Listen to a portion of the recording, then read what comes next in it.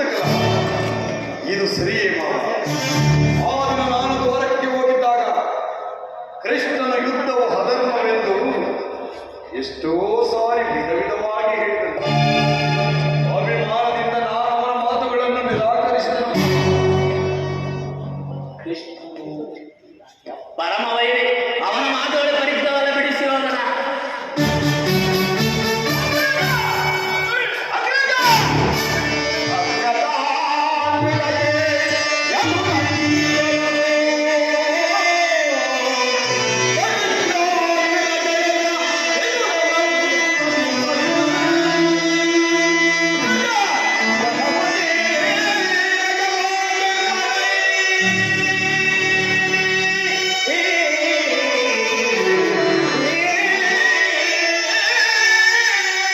Thank you.